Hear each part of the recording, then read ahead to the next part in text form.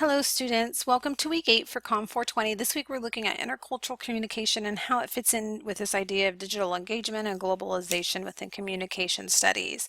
As you look at the week 8 agenda, it's important to know that we're reading chapters 15 and 16 in the course text, and we're watching two videos, one on cross-cultural communication and one that's reviewing world systems theory. I'm going to bring in some other points this week that are really relevant to each of them, but those videos are going to provide you with some specific instruction that are going to be very helpful for you to complete discussion board number 8. That's due on Friday with the reply post due on Sunday, and your critical assignment is also due on Friday. So please make note of the modified changes as the course is ending this week, and so it's important for you to keep that in mind. Discussion board number 8 asks you to create a 10-step strategy for improving global communication and digital engagement within the church. So essentially, you're going to create a church, you're going to select a church, maybe your church or a church you'd like to go to, or create a hypothetical church and complete the following. And so what I mean by hypothetical, if you don't want to use a church you can just, create it for a random or yet to be determined church. What you're going to do is provide 10 steps, provide an overview in 10 steps of using digital engagement strategies, so information studied this semester, and how to help a church develop a stronger global presence online. So it's important to, if you're picking a local church or you're assuming that this hypothetical church is in a local setting, you want to help them get online and use digital engagement strategies to create a stronger global presence. How can they preach the word of God, or how can they, send messages about Christ and engage with the world online in a better way.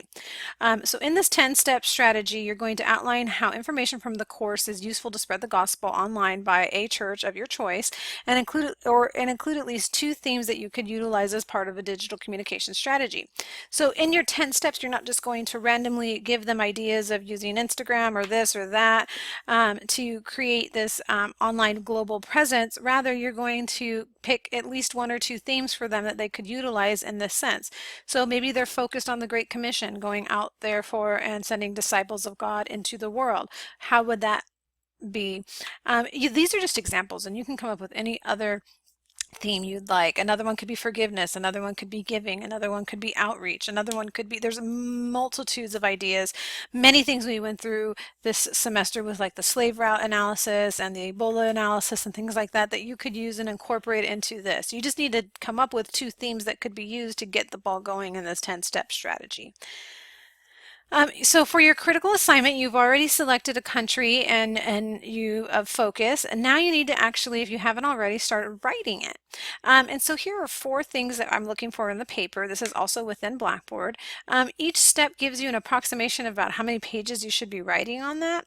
The first section will deal with history, theory, and current development. You're going to write about 2 pages discussing the internet and global communication in the countries you're chosen, and current social and cultural and economic developments in the country, and how incorporating global communication theory and their into their current media system, how they report news, would be beneficial. The second thing you're going to do is write about significant events or campaigns from the media system chosen in the past 5 years, and look at why they may be globally significant, and if those details of those events did reach global settings, meaning it was reported in multiple countries or not, and how that could have been better. The third thing you're going to do is, there are many global communication and international organizations in which interactions between the country you're studying and international organizations may take place. So the UN, the World Intellectual Property Organization, the International Monetary Fund, UNESCO, UNESCO, ICANN, the World Bank, World Trade Organization. Many of them are shaping global communication and how we report the news, and so determine how maybe one of them, or if any of them, are used in the current media system in the country you've picked. If they're not used, that's fine. You do then need to discuss what would be the benefits of joining one, as this section does require 3 pages. The conclusion will be the last thing you do, and just providing a general conclusion of of what your paper entails. Remember, this needs to be in full APA format. It's expected that it's going to be about 8 to 10 pages or so, probably closer to 8. I'm not too much of a stickler on the page count. I'm looking more for the content. So if you feel you've fully exhausted number 2 and you haven't reached 3 pages, that's fine. It's an approximation. If you have any particular questions with that, do let me know early on in the week, as this is due on Friday. As we look at some things this week that kind of pertain to working on your critical assignment and the discussion board, let's take a look at more deeply what culture and rituals are. So it's argued that culture is semiotic. What that means is it's symbolic. That semiotic specifically means that there are systems of meaning and signification, and symbols of use are central to both pattern conduct and the individual frames of mind. So human action itself is symbolic action. It's action in which phonation and speech, pigment and paint and line and writing and sonnets and munics are all symbolic. So everything we do has some type of symbolic action. And additionally, culture is subjective, and culture is influenced by ritual. Ritual is an action is an action of community, or it's a communal action and traditional influence by communicative interactions and behaviors in 5 particular ways. So there's 5 characteristics of ritual. These rituals are these ideas are formalization, traditionalism, invariance, rule governance, and sacral symbolism. So there's some formalization and traditional aspects of ritual, invariance, things that we do and we've always done, rule governance, so rituals are governed by rules and the government system, and then sacral symbolism, things that we usually sacrifice for the sake of symbolic interaction. When we look at ways to approach studying culture, there's usually 4 ways that we typically do this. One, there's a structural approach. So as you're getting in there and looking at your papers this week, we are doing some studying of culture. So think about the ways that you're doing this. A structural approach looks at culture that is it focuses on beliefs and attitudes of culture that are held by individuals. Culture seeks out patterns and rules of a specific culture that are held together. The dramaturgical approach looks at the communicative properties of a culture and explores those interactions within the social structure. So what is the drama or the dramatic influence of that? And so when we look at communicative properties of culture and how they're explored within various interactions, we can see the existence and the development of a social structure. The institutional approach means that culture adds the elements of cultural structures to the dramaturgical perspectives of culture. So we take this idea and looking at the structure of culture and how it applies to point number 2, the dramaturgical approach.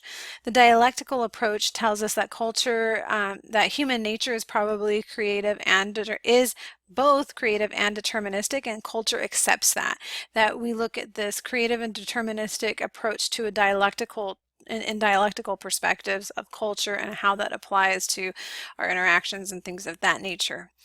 This builds into the idea of symbolic interactionism. This is a communication theory that's rooted within the communicator and the conversation. It was developed by Herbert Mead, and what he found as some major points is that society arrives from interlinked conversations among individuals. So in this conversation-based idea, society will emerge from that. Remember, culture, society, and everything most things within this context is a social construct. Communication builds from that.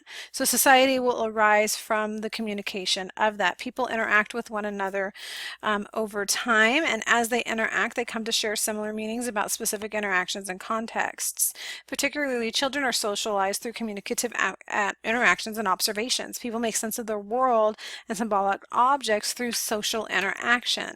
And so it looks at what is the symbolic interaction of particular communicative events. So if we look at media systems within our critical assignment, what is the symbolic interaction within that? How are people making sense of the world and developing society within the world based off of that particular idea? As we move through the week 8 agenda, it's important to know we are reading chapters 15 and 16 as outlined.